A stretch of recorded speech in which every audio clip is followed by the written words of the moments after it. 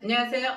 한국여성경제인TV 양기옥 변호사입니다. 네, 우리 기업인들에게 금년 1년은 특히 이 중소 기업을 운영하시는 분들은 정말 이게 언제 끝나 하다가 한 해를 보낸 것 같습니다. 그럼에도 불구하고 이제 12월 마지막을 향해서 달려가고 있는 이때 더욱더 한 해 거지 잘 단속하셔야 되겠죠.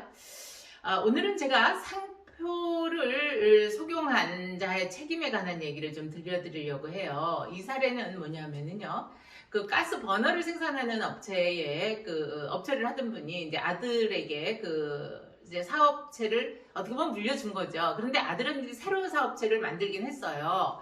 새로운 사업체를 만들긴 했으나 결국은 그 아버지가 하던 것을 이어받아서 아버지의 그동안 영업력이라든가 그런 뭐 홍보라든가 이런 제품에 대한 것을 이어받아서 뭐 홈페이지도 거의 소개를 하고 같이 쓰고 또 뭐 사업자 등록 번호도 뭐 속용을 해서 쓰고 이러한 사례였습니다.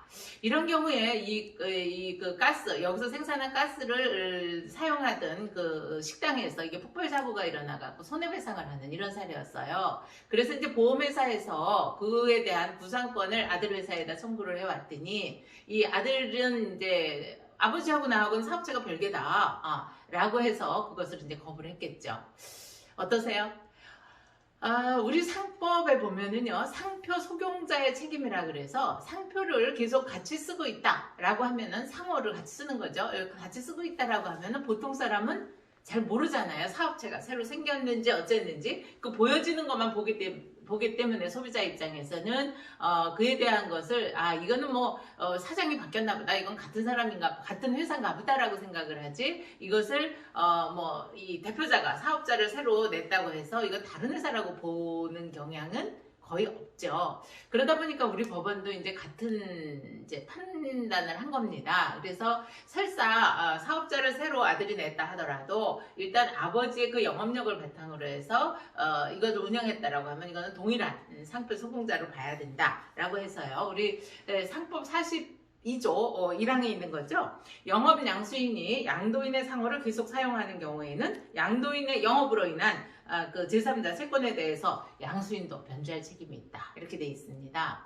그런데 이제 이 사례는 사실관계를 보면은 이제 그렇게 되니까 이제 가스에 이제 리콜이 이제 행정명령이 내려졌지 않겠습니까? 그것에 대해서도 이 아들 회사가 다 그것에 응했고, 그 뒤처리를 아들 회사에서 했다라고 한다면 그것도 또 하나의 그 상표 속용의 하나의 근거로 봐서 이런 판례가 내려졌습니다. 근데 또 우리가 우리 법에는요, 이 상표 속용에 관한 것도 있지만 또 이게 상법상 명의대여자에 대한 책임을 또 인정하는 경우가 있어요. 그러니까 내 이름을 쓰게 빌려줬던 경우에 그거에 대한 책임을 지라는 거죠. 네. 이름을 쓰게 빌려줬을 때는 그거에 대한 권리뿐만 아니라 그 의무도 함께 진다 하는 것이 따라와야 된다라고 해서요. 그래서 이제 저희가 그런 유사한 사례를 하나 한 게 있어요. 수원에서 했던 사례인데요. 그 사례에서는 어머니가 식당을 운영하고 있었는데 아들 이름을 빌려서 다른 식당을 또 하나 운영을 한 거예요. 그런데 이제 어머니가 아들 이름으로 빌려갖고 아들 이름으로 막 여기저기 이제 물건 대금이라든가 이런 거를 이제 부채를 지게 된 거죠. 근데 이제 어머니가 결국은 그 돈을 변제를 못하니까 채권자들이 아들이 당신 이름으로 이게 되어 있고 당신이 명의를 빌려준 거기 때문에 이것은 당신이 물어야 된다 라고 해서 이제 아들한테 집행이 들어온 겁니다.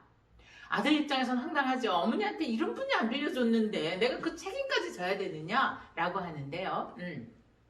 이렇게 명의대여자의 책임에 있어서 우리 법원은 1심에서 상법 24조 명의대여자의 책임을 져야 된다라고 하는 게 이제 그 채권자들의 주장이었는데, 우리 입장에서는 우리가 명의를 빌려준 건 맞다. 그러나 부채를 그렇게 짓는 것까지에 대한 대리권을 어머니한테 준 건 아니다라고 이제 항변을 했습니다. 근데 이제 이게 일단 법원에 설득력이 있었어요. 왜냐하면 아들은 전혀 그 영업에 관여를 안 했거든요. 엄마가 혼자서 알아서 다 한 거였기 때문에. 그래서 엄마한테 그런 대리권까지 준 건 아니다라고 해서 1심에서 우리가 이제 승소를 했습니다. 근데 이제 상대방은 당연히 채권자 입장에서는 또 항소를 했겠죠. 근데 항소심에서 이 사건도 어차피 어머니가 아들 명의를 빌려서 한 거지만 아들이 또 그 명의를 대여해준 그런 또 책임도 없다고는 할 수 없으니까 그러면 이걸 조정을 합시다 해서 어머니가 원칙적으로 세임을 지는 걸로 하되 그 중에 일부는 어머니가 못 변제할 경우에 아들이 변제하세요라고 했는데 이게 조정을 해서 잘 마무리가 됐거든요.